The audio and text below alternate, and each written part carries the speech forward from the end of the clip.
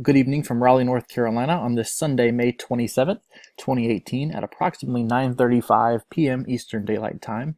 And well, we're back doing tropical update videos. It seems like we just finished those up from a very active 2017 hurricane season, but here we are with some tropical trouble in the eastern Gulf of Mexico threatening Florida on this Memorial Day weekend, and let's jump right into it. So we're dealing with subtropical storm Alberto, and for all intents and purposes, for this video, I'm just going to refer to it as Tropical Storm Alberto. The designation subtropical is reserved for storms that aren't completely deriving their energy and their life cycle from tropical means. So Alberto is kind of a hybrid system. It's not completely tropical. It's not getting all of its energy from, the warm seawater, the warm ocean water, and the ocean heat content of the Gulf of Mexico. So it's not fully tropical. That's why the designation subtropical storm exists. But what you need to realize is that the impacts are similar, or will be as similar to any tropical storm. So just because it's a subtropical storm doesn't mean it's any weaker, doesn't mean it's any stronger. It's just a way to classify the system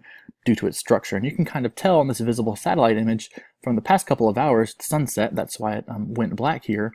But you can see, you can definitely see the spin. You can make out that, but it's a little disorganized looking. It's very, lopsided, and that's kind of what we're talking about here. With, we'll see in the water vapor imagery in a second, but it's kind of lopsided. It's not exactly the most impressive looking system, but that is nothing to take lightly. It's strengthened over the past few hours, and will likely kind of maintain that intensity as it approaches the western tip of the panhandle of Florida, even parts of near Mobile, Alabama, and southern Mississippi. I'll need to watch out for some very dangerous flooding rains. And the main story with this is going to be very heavy rain, and the winds are certainly a problem, but the main threat is flooding, especially with the southeast having seen so much moisture in the past couple of weeks, with just that that persistent pattern of rain coming inland. So let's take a look first at the National Hurricane Center advisory before we get into the satellite imagery here. And this was updated as of 7 p.m. Central Daylight Time, or 8 p.m. Eastern Daylight Time. Subtropical Storm Alberto, or Tropical Storm Alberto, with maximum sustained winds of 65 miles per hour, moving northwest at 10 miles per hour. And you can see this X marks its current position, and it's a relatively small storm in terms of the tropical storm wind extent in this little orange circle here. And the S represents storm, D represents depression, and this cone, the cone of uncertainty, very familiar with this graphic, is showing the projected path taking it into the panhandle of Florida and going inland. And it's just going to be causing a mess of rain. Even when it loses its tropical characteristics, when it moves inland, it's going to act as that mechanism, that lift that we so often talk about when we're looking for, you need instability, you need, lift to have, thunderstorms and rain. And that's exactly, it's going to provide that mechanism as an area of disturbed weather as it goes inland. So areas, well inland to Alabama, Tennessee, Kentucky, Georgia, South Carolina, North Carolina, up into the Virginias and the Ohio River Valley, all going to see rain from this over the next several days. And even when it loses its name and becomes just a tropical depression, it's still going to be contributing to some showers and thunderstorms, at least through midweek. So looking at a tropical storm landfall, tomorrow morning sometime, or in the very early hours, it's kind of sped up a little bit, going a little quicker than expected, but this designates about a 1 p.m. tomorrow afternoon landfall somewhere in Florida, maybe around Fort Walton Beach or Freeport, east of Pensacola, but west of Apalachicola and Tallahassee, but somewhere in that area, making an official landfall. But the flooding impacts will be felt well before that. So that's all for the advisory. And remember to only use the National Hurricane Center and National Weather Service and NOAA entities for official forecasts and decision making. Even my page, with being virtual media, make sure you refer to official sources and emergency management officials when making any decisions about maybe evacuations or any kind of preparations. Make those solely based off of official information that comes from those sources. Just a reminder, they're always a good practice to do that. So I'm going to switch over here to our lower level water vapor just to give a different idea, because with the sun going down, we lose the visible imagery. So this is a specific, the satellite has kind of put its focus on here so we can get a pretty high resolution view at it. And you can see, a lot of dry air is being entrained in here. The blues representing our more moist air, or, cloud tops. And then the dry is pretty moist air. So this is why, it's kind of being called subtropical. When you see a tropical system, you expect to see, you think of the word tropical, you think of wet, you think of rain, and you think of very moist environments. And with dry air being entrained in here, it's kind of a hybrid system, kind of just like a just a mix of a regular low pressure system and with some tropical characteristics, getting some of this energy off of the warm ocean water. So that's once again why it's got that subtropical designation. But you can see it's definitely, you can catch the rotation on it. You can see it's just going there, but it could be stronger. But it's just certainly not. We're glad that dry air is entrained in there, because that's going to keep its intensity in check, and it will probably stay at that 65 mile per hour threshold as it makes a landfall. The possibility certainly exists for it to intensify a little bit. We saw a lot of that during the last hurricane season, where things just kind of continued to defy all odds and do that, but I don't think that's going to be for this system. But just to say, there is a possibility that it could maybe reach hurricane intensity, but I highly doubt that with the dry air entrained in there and it having very little time before it does approach land and make a landfall. But it should make landfall as a tropical storm, and any further intensification is pretty unlikely.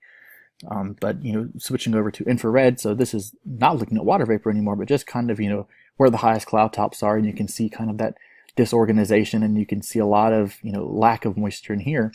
But as I'll show you in a minute on the radar, what we have to worry about up here in North Carolina and along the whole eastern seaboard and down into the southeast is all the moisture. Alberto is controlling all of this over here as well, and it's pulling moisture off of the Atlantic Ocean, and it's just going to bring loads and loads of rain over the southeast, and it's just going to cause some issues.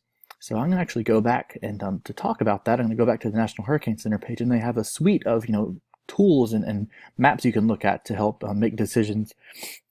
Excuse me, not make decisions, but forecast, I guess is what I'm trying to say. They have a lot of forecasts and other graphics you can look at to plan accordingly for the impacts of Alberto. So this is 72-hour day 1 to 3.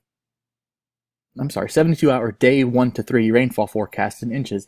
You can see the bullseye here where Alberto is expected to make its landfall sometime tomorrow afternoon. And up here in North Carolina, we're in this big swath of 2 to 4 inches. So pretty much the entire southeast can expect anywhere from 1 to 4 inches, with locally higher pockets. A specific model may depict a little bit right here, near Jacksonville, and then a little bit more down here on the space coast of Florida down here. But altogether, just a very wet Memorial Day, a very wet situation over the next couple of days from that. And to kind of piggyback off of that, this is just a flash flooding potential. So it's kind of like the same categorization when we do severe storms with marginal, slight, moderate, high, and there's no high risk for flash flooding or any big flooding concerns, but there is a moderate risk in the panhandle of Florida with Alberto coming on land. Certainly the threat for some pretty bad flooding in an area that already saw quite a bit of rain last week. Luckily, this area down here is I think, if I remember correctly, somewhere saw 17 inches of rain last week when we had a very wet week here in central North Carolina. So luckily it's not hitting the area that was hit worse with all of that rain, but still, Florida's a very wet state, and any additional rainfall can cause some major issues. And I'll show on the radar, there's actually been some pretty major flooding, very substantial flooding up in Ellicott City, Maryland, a city that just saw some torrential flooding a couple of years ago, just because some training thunderstorms that went over the same place over and over. So it doesn't take that much rain. Remember the motto, turn around, don't drown. Even in central North Carolina the other night, we had thunderstorms that produced an excessive amount of rainfall. Just be smart and take all precautions. It's going to be a wet day. Just stay inside, enjoy the Memorial Day.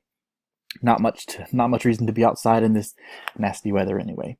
So jumping to the radar to kind of close out here, you can see Alberto spinning around here. It's not, the center of Alberto is still outside of the radar range here of some of the radars on the coast of Florida, but it's having influence on all of this rain here, and overnight tonight into tomorrow, this shield of rain is going to kind of move up and start impacting us, and it's going to continue to pull moisture off of the Atlantic, and we'll see the bulk of our rain overnight tonight into tomorrow morning and into tomorrow night. Tomorrow's going to be our wettest day, with the chance for some subsequent or showers and thunderstorms after the fact on maybe early Tuesday morning, kind of like we had last week, where you just wake up and it's cloudy and muggy and you just have a chance for a pop-up shower.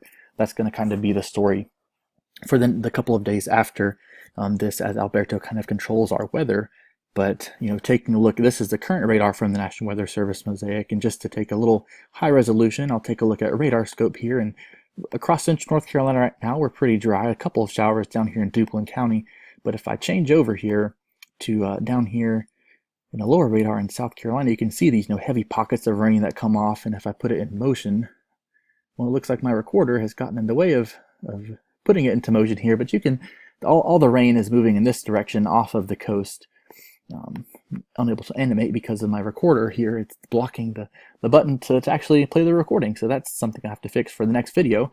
But it's moving in this direction and you can remember that motion from the radar here. So I'll just skip the radar scope and come back here where it's animating, and we'll see our rain kind of in this direction and is training over the same area. We could pick up 1 to 3 inches of rain easily out of this over the next couple of days. So it's just going to be something to watch. But overall, tropical storm impacts in Florida, maybe southern Alabama, and maybe the extreme southwestern tip of Georgia, with just a big rainy mess everywhere else. But overall, an early start to hurricane season. The Atlantic hurricane season officially starts on June 1st in just a couple of days. So just a stark reminder of how quickly things can spin up and change and alter the forecast. So just something to keep in mind. We had a very active hurricane season last year, and forecasts are for an average to above average hurricane season again. The ocean waters are a little bit cool right now, so we'll see how that works out. But all the same, never a bad idea to prepare, especially here in North Carolina. We're no stranger to hurricanes and tropical weather, so just keep that in mind. Make an emergency plan, make a survival kit, have fun with it. Search online resources that have your whole family participate in getting preparedness and getting hurricane ready as we approach the 2018 Atlantic hurricane season. So that's all I have for now. We'll watch Alberto overnight tonight and into tomorrow as it makes its landfall in the western panhandle of Florida, and we will have a very wet day tomorrow and see what kind of rain Alberto brings our way.